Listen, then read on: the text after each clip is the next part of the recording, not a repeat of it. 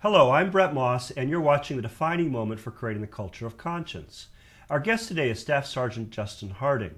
Staff Sergeant Harding has served as an infantryman on 6 deployments with the 2nd Battalion, 5th Marines during the past 10 years. He served on 4 deployments to Iraq, serving in conventional and counterinsurgency combat operations, including Operation Iraqi Freedom, as well as stability and security operations and civil affairs. In 2005, he was wounded while conducting a vehicle patrol in our Ramadi. Among numerous citations, medals, and ribbons awarded, Staff Sergeant Harding is a recipient of the Bronze Star with Valor and the Purple Heart. He also holds a Bachelor of Arts degree from the University of Bridgeport in Connecticut. He and his wife Yuriko from Japan are raising 3 children. Staff Sergeant Justin Harding, welcome back to the Defining Moment. It's really an honor for me to welcome you back here to our show. Oh, thank you for having me again. It's a pleasure to have you. Our topic today is a Marine's determination to manifest the highest virtues of his faith in God. And I'd like to begin by inviting you to share a defining moment from your own life. I would have to say this past, not this Veterans Day, but November 11th of 2007 was definitely a defining moment for me. As always, trying to maintain my faith as a Marine, it's been a challenge, and many times I thought that maybe being a Marine was not the best way to serve my God, and that perhaps I should have gone some other route because it's so difficult and I make so many mistakes and stumble along the way. But after 10 years of serving with my infantry battalion, on this day, Veterans Day, I was given an amazing award as an ambassador for peace.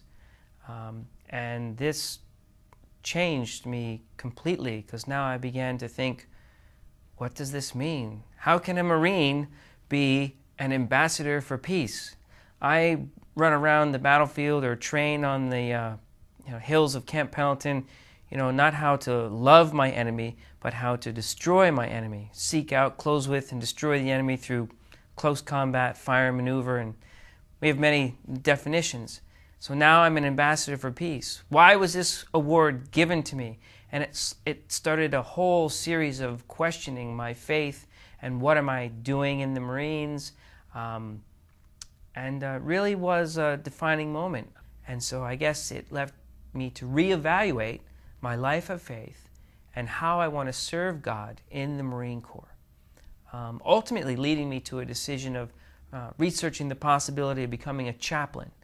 And I guess that's where I'm at right now. And I haven't really completely, got all the hatches battened down and had everything decided, but that's where I feel my faith leading me at this time from such an appointment over almost a year ago now. Okay, great. Thank you so much for sharing that. Appreciate that. Who is God? And please tell us about your relationship with God. Wow, that concept of God has changed over the years. God for me now is a father, and God for me now is like a living reality that I see in my fellow human being, not on a minute-by-minute basis. There are times I'm off the God grid, if you will, but every so often I come back to it and I begin to realize that God, or what I call Heavenly Father, is in me and is in everyone else, is in the creation, and is really but is my essence and purpose. It's very hard to take that spiritual concept and manifest it into something tangible to explain. God is my family. God is my wife. These are all aspects of my Heavenly Father. These are all aspects of my eternal parents. I always struggled with God because I was taught in my Methodist Sunday school, God is my Father. But I felt so much love from God at certain times in my life, but not a fatherly love, a kind of motherly, embracing love as well. So to limit God to being just a father, I've struggled with that. And I realize that now God's love is more of a parental love. And I was that wild kid who didn't really listen to his parents, when I was growing up as a teenager. So this relationship with my parents has been going in ongoing development. Now I'm beginning to appreciate my father. Now I'm beginning to appreciate my parents because I've actually, taken the plunge and had children in this wonderful world we live in. And it's taught me so much about God, my parent, and has led me to try and become a better parent myself. And now I understand why my parents told me to eat my vegetables and take my elbows off the table and to not talk with my mouth full, and all these other endless reams of parental guidance that we get that we just take for granted. So I guess I'm trying to become like Heavenly Father, and I think that's where I'm at right now. Okay, Yeah. Wonderful. Thank you very much for sharing that. Please share with our viewers a few of the highest ideals and virtues which you strive to uphold in your life of faith. The highest. The highest virtue is taking care of my family. I really want to take care of my children and take care of my wife, but I struggle with that because I look next door and I see that my neighbor has kids, and he may or may not know about this great parent that we all have. And I go out and talk to Marines, and they don't realize that they have a parent. And so the highest ideal then is not just to take care of my own family, but I want to go out and try and help other families and serve them. And I've tried to intellectually explain to other families and other friends about this wonderful parent that I've encountered. And that if they would listen to that parent, this nebulous, invisible parent, that maybe they wouldn't be in such financial difficulty, or they wouldn't have so many problems between themselves as a married couple, or maybe they would treat or take care of their kids better. But it's very difficult to explain this invisible parent. So I stopped trying to talk about the parent and try to show the parent.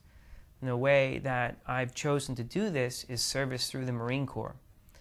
And I guess the highest ideals would be to try and live my faith and show this parental love in everything that I do, and all the ramifications that come with parental love.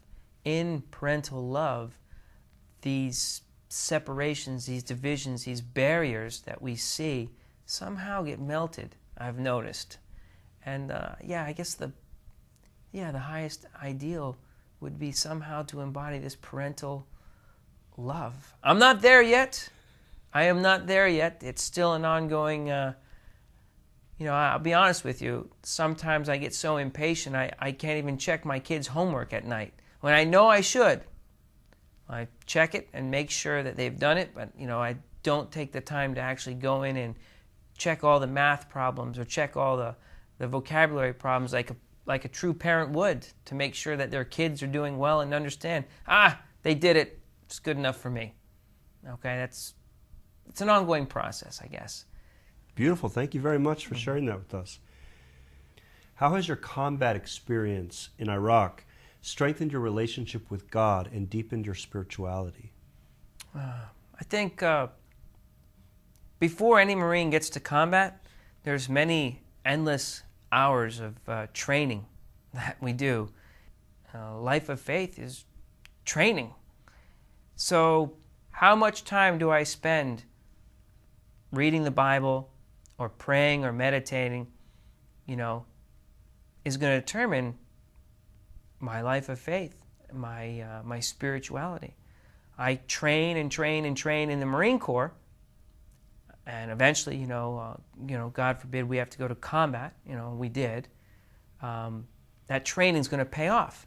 Same thing on a spiritual level. These experiences in the Marines had led me to train more and more in my life of faith. Am I going to wake up early in the morning and do what I'm supposed to do? Am I going to end the day the way I'm supposed to, according to what my faith has led me to do? Some practical things. In the Marine Corps, we have a tradition where the junior man eats first. The private on the battlefield, he gets food first. And the officer is the last person, the highest ranking officer. So from lowest ranking private, he gets in the chow line first, gets to eat his fill. And if there's any food left over, the commanding officer gets to eat the leftovers. And in fact, many times, the commanding officers are the ones who are serving the junior Marines. So that made a really big impact to me in my life of faith. Being a leader is not about, having people listen to you and obey what you say. It's about serving them. I've seen this in my Marine leaders. And being a Marine leader in combat is not like, hey, you, go take that building over there. It's like, hey, you, come follow me. I'm going into that building, So lead by example. I've tried to do that. Whether it be in a combat environment or in a training environment or in my life of faith here. And somehow, I feel that I've been able to do that while in combat. I've been able to show that example. Try to anyway, as best I can. I'm not Chesty Puller, very famous Marine by any means, but I do try to live by that example. Yeah. Okay, great. Thank you so much. What have been your greatest challenges, or what has tested your faith the most since you joined the Marines 10 years ago? I would have to say, point blank, it's not been combat. Okay, combat is very intense and very challenging. I think just modern day culture. We like to look at Marines and think of warriors, or heroes, and they are. But let's look at the reality of military culture in general. Military culture in general is not a very pure lifestyle. Marines are some of the heaviest smokers, heaviest drinkers, and the most promiscuous people out there. That has challenged me. And I've been influenced by that time and time again. Semper Fidelis, always faithful. Well, how can you be always faithful when you have a senior enlisted Marine telling you that when you go on your deployment, what happens overseas stays overseas? I started a little group in my platoon called Marthas. The reason I started this group because I saw there was so much promiscuity. Guys going out to these bars and getting involved with these girls in these different ports. So we started the Marines Against Resorting to Hoes Association. And what it was married guys and guys who didn't want to be involved in that would kind of stick together and try and help each other out. So that's been really challenging as a Marine to maintain my faith, my absolute faith in those environments. And then, what are you going to do when, your best friend or someone that's really close to you has just been killed? That pressure. Am I going to turn it over to God, or am I going to go and drink and feel sorry for myself and feel resentful?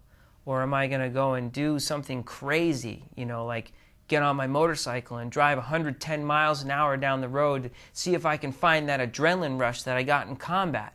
Am I going to take these painful experiences, painful experiences, and turn them over and talk to my parent about them? Or am I going to bottle them up inside and try and deal with them in some kind of dysfunctional way? And that has challenged my faith on a daily basis in the Marine Corps. I really, sometimes I feel that, I survived going to Iraq 4 times, but I didn't survive, because I made so many mistakes up and down in the Marine Corps, being influenced by that kind of culture. However, once we just talk to our parents, learn to do that, then it's very easy to influence the Marines in a positive way and help them realize that Semper Fidelis, always faithful, doesn't just apply on the battlefield, but it applies between you and your wife. It applies between you and your children. I think that that's been the most challenging for me, is living Semper Fidelis. Yeah, beautiful. Thank you so much for sharing that. Why do you want to become a chaplain? I would like to become a chaplain to, one, basically just to serve Marines. I feel that combat is one way that I can serve a Marine. That I could be that guy who could keep my stuff wired, in a very miserable situation, and keep taking the fight to the enemy. I've noticed in certain combat situations, I've been scared to death, but you find that one guy, maybe it's the lance corporal right next to you, or maybe it's the platoon sergeant or the platoon commander, or the turret gunner, who's calm and cool and collected, and you just kind of feed off his confidence. And when the opposite of that's true, the fear kind of multiplies, and your mission kind of breaks down. You have to regroup. So I've tried to serve Marines in the role of a combat leader as best I can. I've tried to train Marines in being a leader in combat back on Camp Pendleton, the best I can. I started out as what we call a boot, affectionately, which is a junior Marine in this modern-day Marine Corps, and now, salty, which means you're experienced. I don't feel like I'm salty. I feel like I'm old and crusty, So how can I continue as this old and crusty guy to continue to lead these junior Marines in combat? Well, I can't. I think I would be, maybe I would be a liability. There's a little gremlin on my shoulder that says to me, don't be a chaplain. Go and try one more pump. Go to Afghanistan. See if you can handle it. But another voice inside me is saying, well, hey, you've been there, you've done that. You've, from a private all the way up to a staff sergeant who served in a platoon leader's role, go on to something. Try something higher. And my conclusion was, well, maybe I'll try and become a chaplain.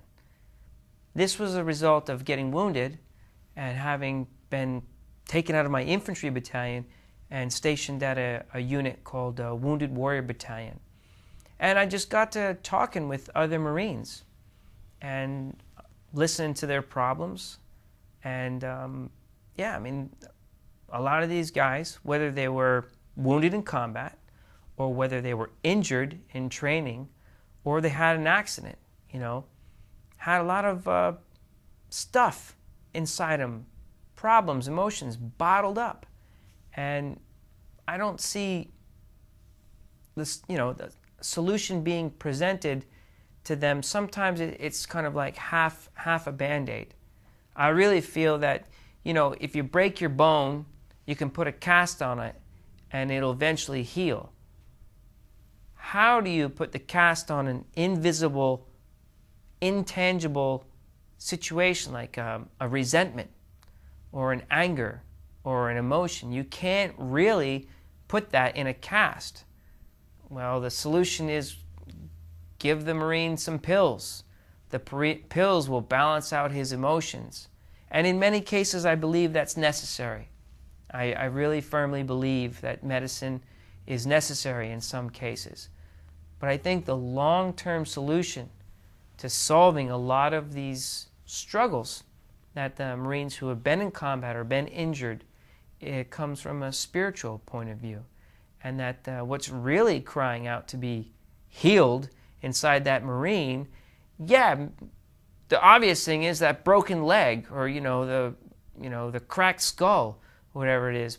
But I think there's something deeper inside each Marine that needs to be addressed. And by becoming a chaplain, it would allow me to talk about my faith more freely to these Marines in a more professional role.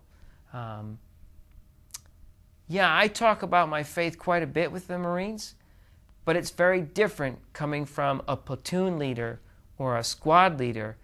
You know, sometimes I don't think they can trust that I'm being serious when I talk to them about God, but as a chaplain, oh, that's the chaplain. And I know in my life, we had a chaplain he went on three tours with us, twice to Iraq and once to Okinawa. He made an amazing impact on me. I'll never forget Chaplain DeConti. He edified my soul when times were really horrible. I don't know.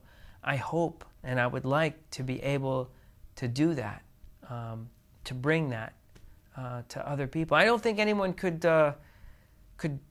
kind of fake the funk with me because I've been and done the combat dance. So I could be able to talk to some of these Marines who are going through some of that combat stress, and hopefully, they'd be able to confide in me, and we could work something out, and help them. So ultimately, I really want to serve these guys. I'm getting a little bit older now, and it gets harder to hump the hills. That M16 seems a little bit too heavy, so I'd like an M4. And even the M4 with all the ammo and all the other little gadgets they give us and the flak jackets is getting heavy for me. So as a chaplain, I could still go out and play with the Marines in all the combat games, but at the same time, I'd have a easier time to be with them. It wouldn't be as physically demanding. So I guess, in essence, I want to serve the Marines in a higher capacity than just teaching them about combat. Yeah. Okay, very clear. Thank you very much. In general, what has been the reaction from your officers and fellow Marines when they learn that you're a disciple of Reverend and Mrs. Sun Myung Moon? Yeah, at first they have no idea who Reverend Moon is. And believe me, when you're walking post or you're out on a training mission or you're in a combat zone and you have to sit in a little tower and overlook a certain piece of land and make sure bad things aren't going on there, you naturally talk. You talk about politics, religion, and of course, obviously, my faith as a unificationist always comes up. I make it a point to bring it up because I'm a proud unificationist. I love Reverend Moon and Mrs. Moon, and I think they're amazing people. I think they've gotten the short end of the stick, so I'm kind of like on a mission from heaven to try and vindicate their names. I cannot stand the misrepresentation of them in American society, whether that be with my own mom and dad, whether that be with a bunch of jarheads, or somebody on the street. So yeah, at first they're kind of shocked that I could believe that there's a man on the earth who's claiming to be the Messiah. And I try to explain to them, well, maybe he is the Messiah, but you need to be the Messiah too. We all need to be like little mini Messiahs. Isn't that what Jesus called us to be Christ-like? So what's wrong with it? You know, get over it. It's not such a big deal. All right? It's not really about him anyway. It's about us and how we conduct ourselves on a daily basis. His ideas and his teachings are pretty much the essence of why I've been able to be successful in the Marine Corps. His example. I can't tell you how many times I've been on a god-awful hike and I thought about Hungnam prison camp. It's helped me. When I've been in Ramadi, funny story. Everybody in my unit knows that I believe Reverend Moon is the Messiah. You know, the true parent of mankind, the Lord of the Second Coming. You know, from General Mattis, I've had a chance to tell him, to my battalion commanders, to the lowest private. Everyone knows about it. So it's not like it's a problem. Everyone thinks, oh, well, there's the unificationist, you know, and sometimes they call me worse things, you know, but not to my face, right? I outrank them now, so they can't do that stuff. I guess my peers can, though. I'll take their chiding. So anyway, we're getting ready to go out on a mission, and standing by my Humvee. We already had our convoy brief, and all of a sudden these bullets start whizzing overhead, coming over the compound wall, and I dive to get inside my Humvee. It's an armored Humvee. Well, this other Marine dives to get into the Humvee, and we kind of collide mid-stride to get in the Humvee and fall on the ground. And then the shooting stops, and I look up, and I look into the eyes of my battalion commander, who is the single most highest ranking officer in my unit. He's like, you know, he's top dog. And he looks at me, and he's like, well, Harding, what would Reverend Moon do in that situation? And I just kind of bust up laughing, like, you know, why is this guy thinking about Reverend Moon? We just got shot at, you know, and he's asking me, what would Reverend Moon do? In fact, a lot of the Marines call me Reverend, you know, because I've been telling people about Reverend Moon. I actually got in trouble for doing this. I used to make the Marines get in formation. You know, I'm a sergeant, right? So they're going to do what I say they're going to do. And this is how I would introduce myself to the Marines. Okay, everyone, you know, platoon, 10, hut. All right, repeat after me. My name is Sergeant Harding, and the next 5 words that I'm going to tell you are the most important you're ever going to hear in the Marine Corps or in your life. The rest of this 4 years in the Marine Corps, or should you stay on to become a careerist, are just details. Repeat after me. Reverend Moon is the Messiah. And so they all have to sound off. Sergeant, Reverend Moon is the Messiah. And that's that. I got in trouble because, you know, I'm not allowed to force my faith on Marines. And so I adjusted. I was like, roger that, sir. I probably shouldn't be doing that. It's, you know, not morally right to force anyone's faith on somebody. So then what I would do is gather the platoon together and say, Marines, I want to share something here. If, in my humble opinion, and that's what I like to share with everyone else, in my humble opinion, Reverend Moon is the Messiah. Now, I'd like to hear you repeat that. And they would do it. And I met an old Marine buddy of mine who'd gotten out, come back in the Marines, and now he's a sergeant. I went to go greet him at his camp. Well, as I was walking up to see, because when I knew him, he was a junior Marine. He was a private. Now he's a sergeant, right? He's top dog. Well, as I come close to his platoon, he snaps the platoon to attention and makes them sound off at the top of their lungs, Reverend Moon is the Messiah! And I was shocked. I was like, what is going on here? And I was like, all right, at ease there, Marines. You know, that's just my... That's just a personal thing with me, you know. And I've had many officers and many Marines come up and ask to me, who is Reverend Moon? I was like, well, you're not ready for that. You know, when you're stronger spiritually, come back and talk to me. right now you can't handle it, sir. Just go ahead and run your platoon, or hey there, Lance Corporal, just learn your weapon system, and if you really, really want to know who Reverend Moon is, come talk to me later. We can get into it. And I would ask anybody, if they really want to know who he is, come talk to me. I'm more than willing to talk about it. We may disagree, and that's fine. I've disagreed with many of my officers, but that doesn't mean I can't follow their orders and obey and do what I need to do as a Marine, whether it be in training or peacetime or in combat.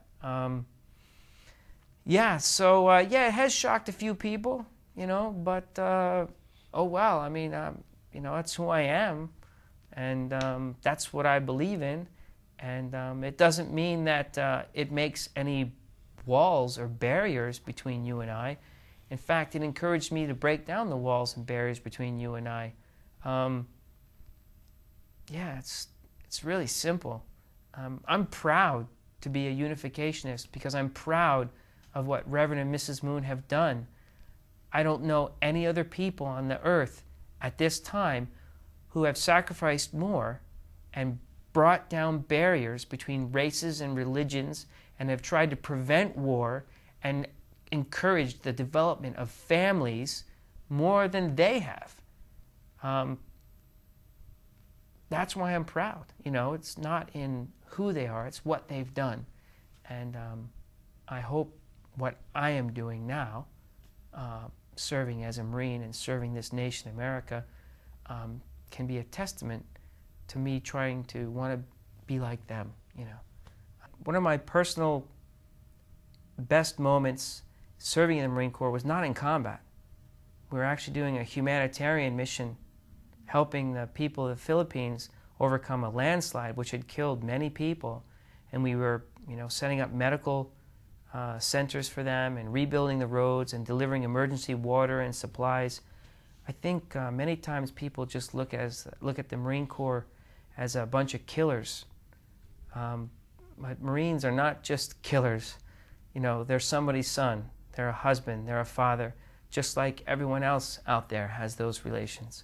And yeah, I just would like everyone out there to know that, you know, we have families as well, and we would like to, you know, not have to do the job that we do. Yeah, okay. So on that note, Staff Sergeant Justin Harding, thank you so much for having been our guest today in the Defining Moment. It's really been a pleasure and an honor to have you here. Thank you. Thank you. Semper Fi. Thank you. You've been watching The Defining Moment for Creating the Culture of Conscience. You can find us on the internet at www.definingmoment.tv. Thanks for watching and have a great day.